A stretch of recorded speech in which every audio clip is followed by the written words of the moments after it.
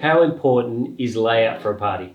Now, people probably don't even think about this sort of thing when they're having a party. They're thinking about what am I going to wear and, you know, what food are we going to have and what drinks are we going to have. The last thing probably on their mind is where am I going to put the furniture? Where's the dance floor going to be? Where's the decor going to be? Yeah. So how important is layout at a party?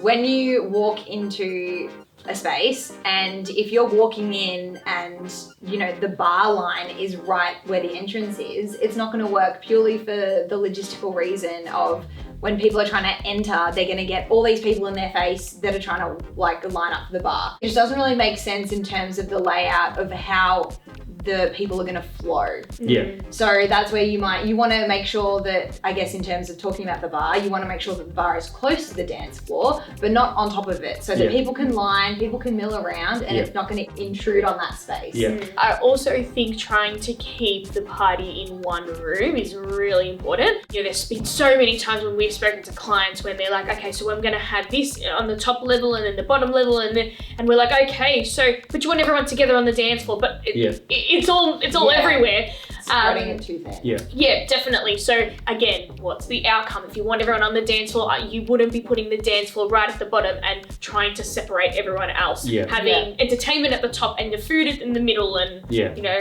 whatnot. We do a lot of house parties. They're going to have it in their garage, but then they're going to have, as you say, a separate area. It's down the driveway and into the house. And so then we talk about the guest experience and we go, well, what happens if it's bucketing down with rain? You know, they've got to get from that garage to the bar, which is in a different space, so they're going to get soaking wet. Well, that site visit that you were just speaking about, it was bucketing down on the site visit, so it was a perfect example where the food was going to be in the garage, but then the dance floor was going to be in the marquee. And I said, how people are not going to want to leave from the garage. They're going to want to stay. It's cozy, it's warm. I didn't want to leave from the garage on the site visit. To then go walk and dance outside, it's not ideal. Especially if you've only got like 40 people. If then you have 3 spaces, you've got like maybe 10 in each space. I've done so many DJ gigs over the years where it's so disconnected. House parties are the worst, I think, for that, because they're limited for space. Not everyone has a massive outdoor space or indoor space that they can use to keep everyone together. So, you know, where they've put me in the garage as the DJ and everybody's inside, and they just come out now and then, oh, we'll have a bit of a dance, and it's so disconnected. I think you can control the layout a lot with sectioning off parts of the room or where you put furniture, where you put the dance floor. I know you talked about, you know, you don't want your bar on top of the dance floor. It's good to have your bar near the dance floor because you don't want your bar in a separate room and then everyone's going to get a drink every time they need to. Every time they want to get a drink, they've got to go into a different space. So you want to have it as close together as you can, but be realistic about it.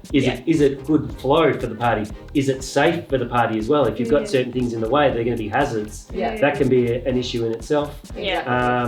So thinking about that layout, but as you said, Mon, keeping everyone in that same space if you can is ideal. Having a chill out space that's maybe down the back of the room if you're or as far away from the DJs, but they can still sit there and watch what people are doing. Because people like to watch people on the dance floor, whether they're dancing or not. Grandma sitting there, I use grandma a lot because there's always grandmas at every party, or older people. They don't always can dance all night, but they want to watch everyone else having a good time. So where you place your bar tables around the dance floor to keep people so they don't have to go, if they want to put their drink down so they can go and dance, they don't have to walk to the back of the room or 50 metres away to put their drink down, or they're not then having to hold it on the dance floor.